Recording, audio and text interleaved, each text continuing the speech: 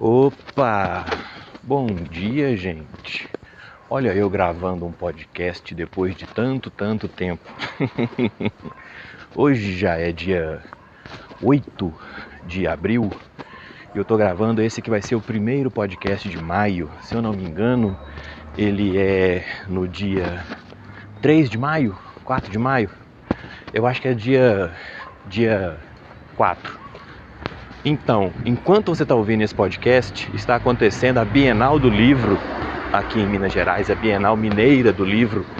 E não exatamente hoje, mas daqui 2 dias, no dia 6, quarta-feira, eu estarei na Bienal expondo o meu livro, que não é um livro de RPG, que não tem a ver com RPG, é um livro de divulgação científica para crianças, de introdução ao método científico, para crianças de 8 anos de idade para cima, dos 8 aos 80, né? É um livro lindo, modéstia à parte, com um texto muito bem escrito, que fui eu que escrevi. Eu digo que é muito bem escrito porque quem leu concordou que era muito bem escrito, né? Tem umas ilustrações também muito evocativas do conteúdo do livro. E chama-se Quem é Mais Velho que o Mundo? Eu vou ver se eu ponho o link aqui no podcast. Não tem nada a ver com RPG, tá? Não tem nada a ver com meus mundos de fantasia nem nada. Tem a ver com o meu trabalho como geólogo, como pesquisador, né? Como introdução às geociências. E por isso mesmo esse livro foi editorado, vamos chamar assim, pelo Serviço Geológico do Brasil. E ele está disponível PDF gratuitamente para quem tiver interessado. Eu vou colocar o link de alguma forma aqui nesse episódio e eu espero que todos vocês aproveitem. E quem puder, né, comparecer à Bienal, lá eu vou estar vendendo o livro físico. Vai estar num preço baixo. Vai estar, acho que R$30 o capa mole e R$45 o capa dura. É tamanho A5, papel couché, 44 páginas, todas coloridas, né? Com ilustrações em praticamente todas as páginas. Deve ter umas 6 páginas que não tem ilustração, porque tem texto. E é isso. Quem puder ajudar, ajude. Quem quiser, né, e puder, ajude. Quem quiser e não puder, não se sinta envergonhado nem nada, não se sinta menor por isso. Só de você estar apoiando aí com bons pensamentos e com pensamento positivo já me ajuda bastante. E se puder espalhar também a palavra, por favor, espalhe, divulgue o link ou mesmo o próprio PDF, tá certo? É isso. Bom, fiz meu jabá, né? Dentro do meu conteúdo mesmo. Só lembrando, eu vou estar a quarta-feira, dia 6, das 8 da manhã até 1 hora da tarde. É o horário que eu vou poder apresentar lá na Bienal. Estou tentando aparecer lá mais tempo, mas infelizmente eu não sei se eu vou conseguir, porque eu não obtive resposta da organização ainda. Então eu estou trabalhando dentro daquilo que eu sei exatamente hoje de manhã. Se hoje à tarde mudar, não sei, eu vejo o que eu faço aqui. Bom, vamos falar um pouco aqui de RPG, né? E do podcast. O podcast atingiu 1000 reproduções individuais esse mês de abril, né? Esse mês de março, aliás, foi finalzinho de março. E está acontecendo um fenômeno interessante, as pessoas estão ouvindo as temporadas mais novas e não estão voltando tanto na antiga. Um dos episódios mais assistidos, o episódio mais assistido com quase 100 reproduções individuais, quase 10%, né, de todas as reproduções, é o episódio 0. Tem 98 reproduções, mas os episódios que estão na sequência, com percentual bom também de reprodução, não são os episódios o 1, o 2, o 3, o 5, não. São os episódios que eu começo a falar de criação de material para RPG, tipo episódio 12, episódio 13. E também, ali no top 5, são os episódios da segunda temporada, que são os episódios nos quais eu começo a falar a respeito dos humanoides, né? E do mundo de jogo que eu tô criando. E se a vida parar de de capotar aqui pro meu lado, eu vou publicar esse ano. Eu vou... Acho que eu vou fazer um episódio hoje, porque eu queria falar com vocês hoje dos humanoides, répteis e anfíbios, né?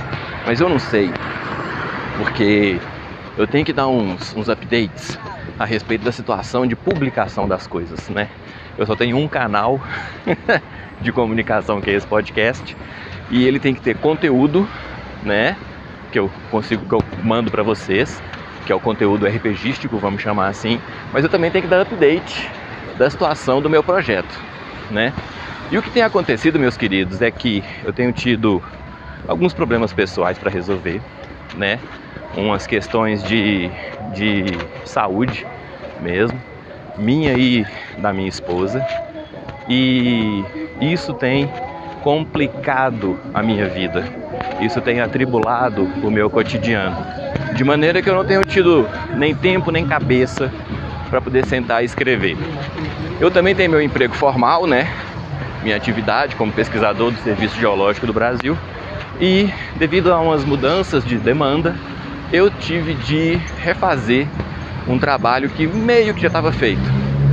E na verdade eu ainda estou, enquanto eu estou gravando aqui com vocês, eu ainda estou refazendo, né? E quando vocês ouvirem esse podcast, ele vai estar já, se tudo der certo, vai estar concluída a etapa, e eu vou estar iniciando uma etapa do segundo semestre. Mas, por exemplo, eu tinha planejado 4 viagens para esse começo de ano. Só que aí o Congresso Nacional não votou o orçamento. Quando o Congresso Nacional não vota o orçamento, a empresa não recebe dinheiro, a não ser a verba de custeio mínima, sabe? Conta de água, conta de luz e tudo. Então não chega verba de campo.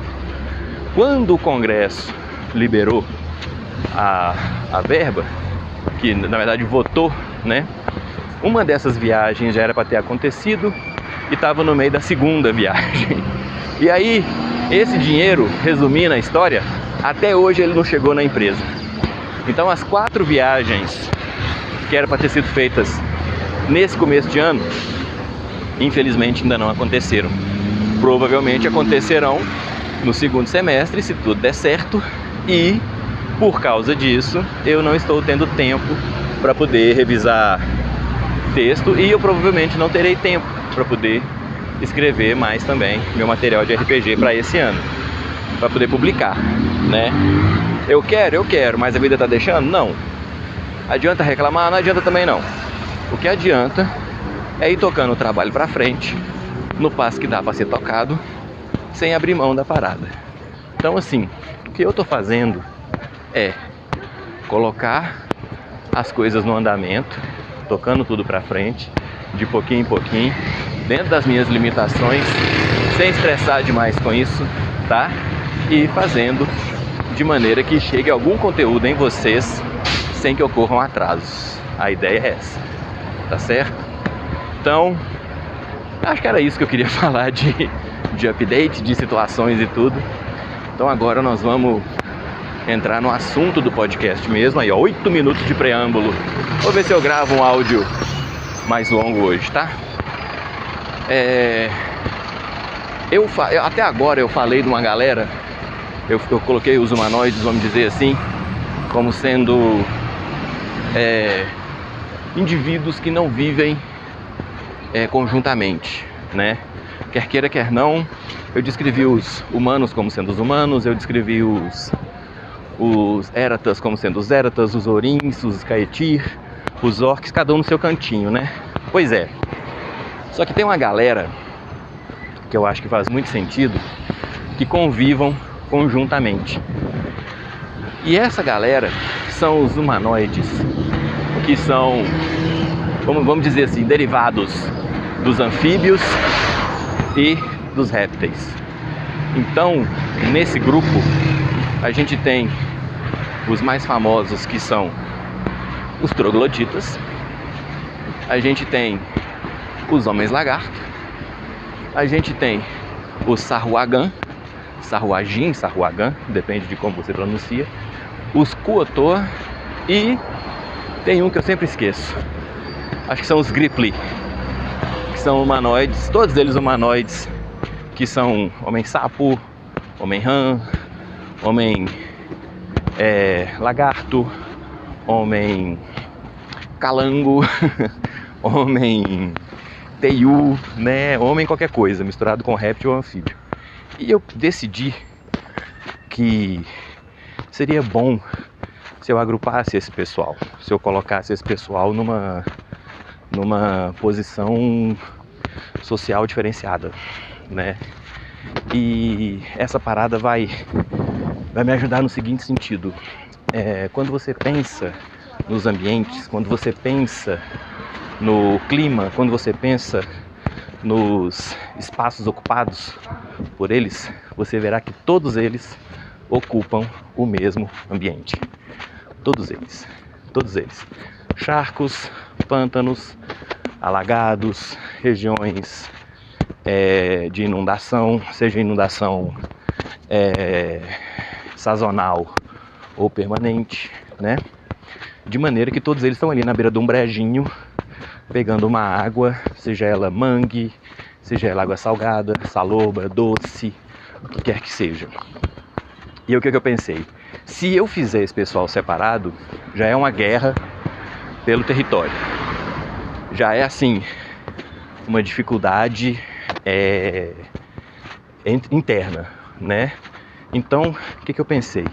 Do mesmo jeito que eu fiz com goblins, taslóis e kobolds, que são as criaturas pequenas que habitam subterrâneos, né? Sejam mais próximos à superfície ou mais na profundidade das cavernas. Como eu fiz os três, meio que uma liga de humanoides pequenos, eu pensei, eu posso fazer a mesma coisa com esse pessoal que habita charcos, brejos e etc. Por quê? Porque vai gerar uma sociedade mais rica, vai gerar uma interação mais positiva, né? E ainda tem um conjunto de outros seres, tipo crustáceos, né? Homem caranguejo, homem nautilus. Homem que eu digo é ser humano, viu, gente? Humanoide nautilus, humanoide caranguejo, que virá depois. Por quê? Porque nessa primeira região do mundo que eu vou apresentar, que eu vou detalhar com mais cuidado, não tem esses povos, não tem esse mar aberto, né? Não foi lá que surgiu a evolução deles e não foi lá que teve o surgimento e a criação deles, e então, por enquanto, eles não interagem. Mas será muito positivo se, quando da introdução desses outros povos, eu já tiver criado e descrito a galera, vamos chamar assim de original, né? Por quê? Porque já gera uma familiaridade, as pessoas já não vão estranhar tanto. Então, o que eu vi? Eu vi assim, ó, quando você tem tartarugas, crocodilo, jacaré, teiu, dragão de Komodo, né, sapo, rã, esses bichos todos, o que você tem? Eles ocupam o mesmo ambiente e eles não necessariamente se atacam. Eu não sei vocês, mas eu nunca vi um vídeo de um jacaré atacando uma tartaruga. Nunca vi. Ou um jabuti, né? Ou qualquer coisa. E o jacaré é carnívoro, né?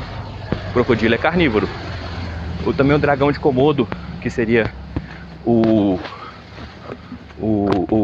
réptil do troglodita. Nunca vi atacar um sapo, né? Uma rã, um peixe, uma tartaruga, um jabuti, qualquer coisa, entendeu? Então, ao que me parece, esse pessoal vive relativamente bem na proximidade desses ambientes. De maneira que eu pensei comigo, não faz sentido eles terem um convívio que não seja harmônico. Eles viverem harmoniosamente bem, especialmente porque esses ambientes são ambientes raros, vamos dizer assim, são faixas, né? Você não tem grandes extensões de alagados, você tem aquela faixa de transição ali, né? Entre uma terra seca, firme, não necessariamente seca, estéril, né? Mas terra firme, para uma região de mar aberto, ou de lago, ou de rio, né? E aí nessa faixa, entre eles, é que vivem esses humanoides. Então eu constituí de uma maneira em que eles sejam onívoros, herbívoros, carnívoros, mas eles têm um tecido, uma rede de apoio entre eles, de maneira que o trabalho de um ajuda o outro. Então os Sahuagin, que são predadores e territorialistas, eles sabem que os trogloditas também são territorialistas e predadores, e sabem que os homens lagartos também são territorialistas e predadores. O que eles fazem para poder expandir os domínios? Eles cooperam. Eles não lutam entre eles, porque eles sabem que eles precisam de mais domínios. Eles todos sabem que eles precisam de mais espaço, mais campos de caça, mais tudo, né, para poder prosperar. Os outros, os Gripli, os Quotoa, né, os outros humanoides que são herbívoros, que não são necessariamente predadores nem territorialistas, eles vivem dentro do conjunto desses espaços e não são molestados por esses predadores territorialistas, né?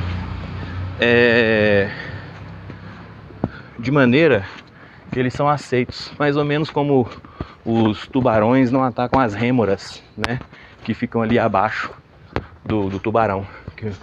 Depois vocês pesquisem esse animal, chama rêmora. Ela adere na parte de baixo dos peixes predadores.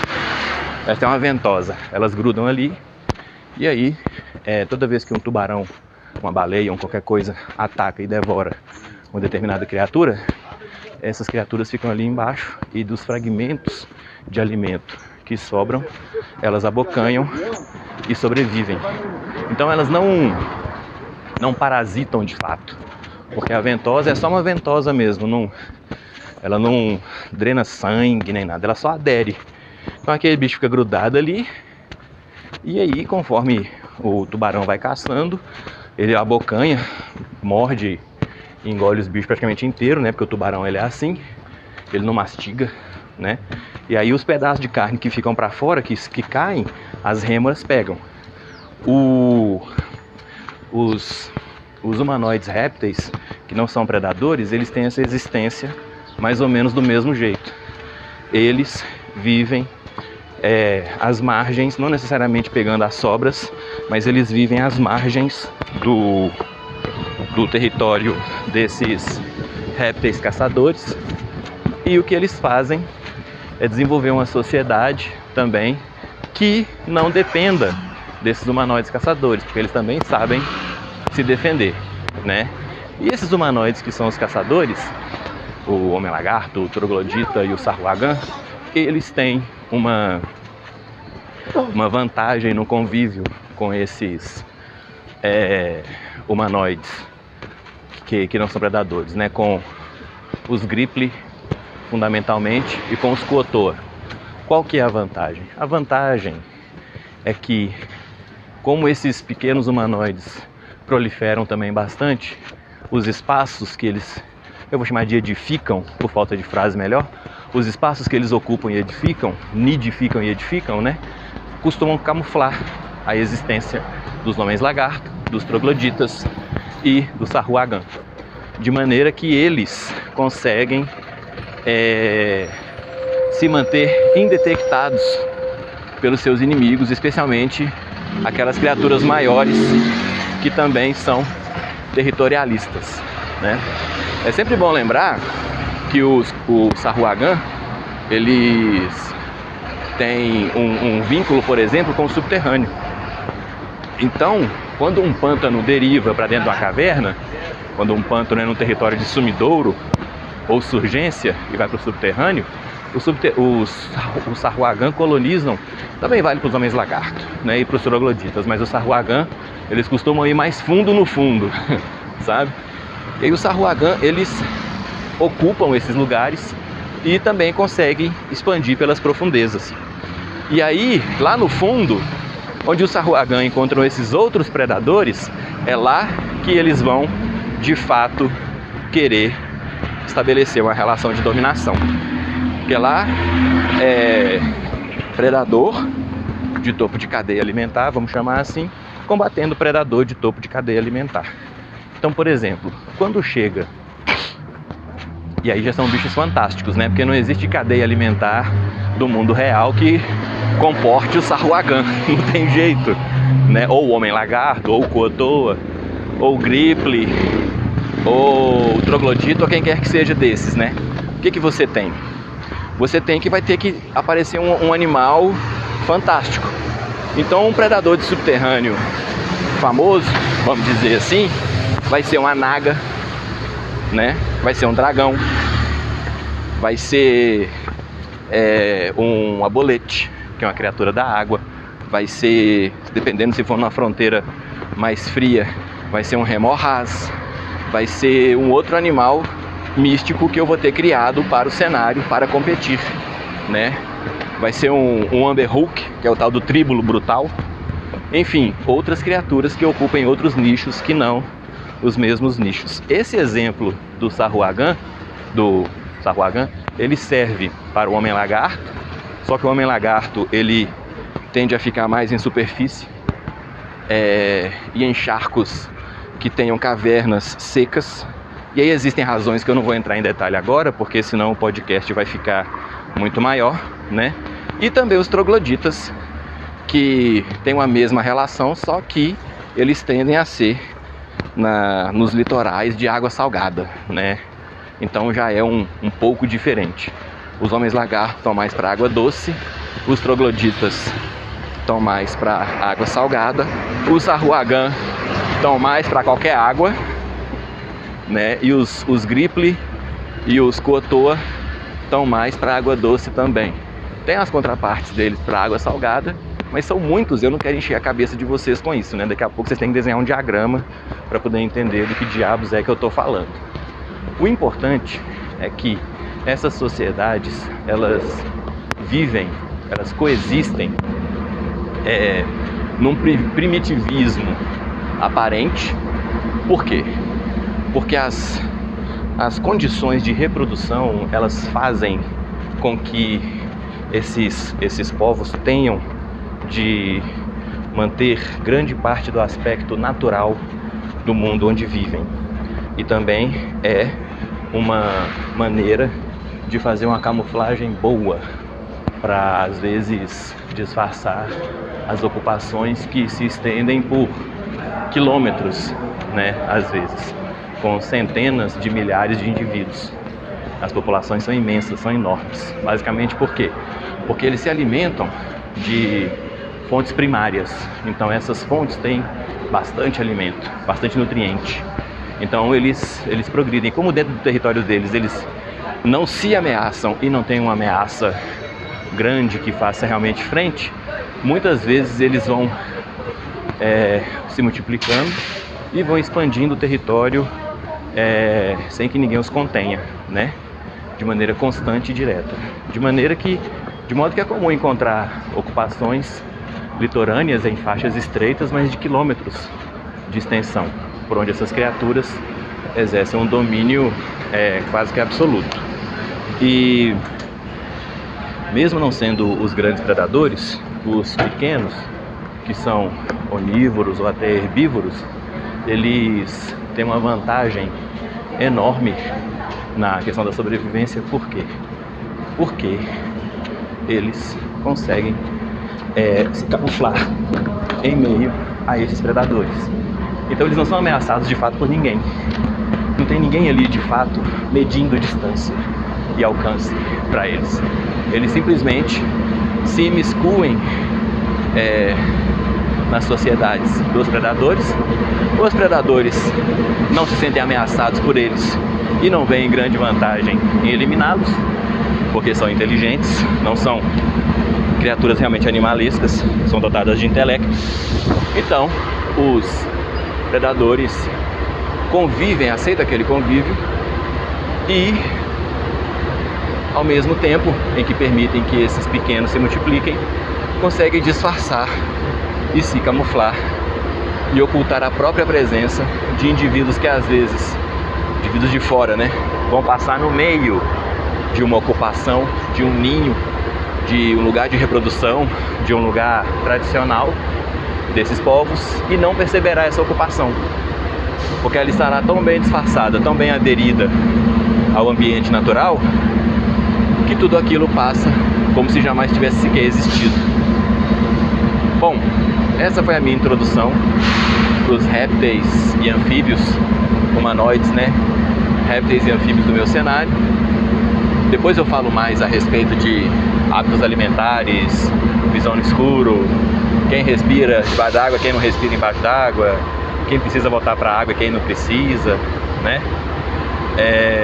Mas por enquanto, só para vocês terem uma ideia de que tem bastante coisa, de que eu realmente tenho muito para organizar, e agradecer a todos novamente pela paciência, pela audiência. Eu não estou nem divulgando os podcasts mais e eles estão chegando às vezes em 20 reproduções individuais.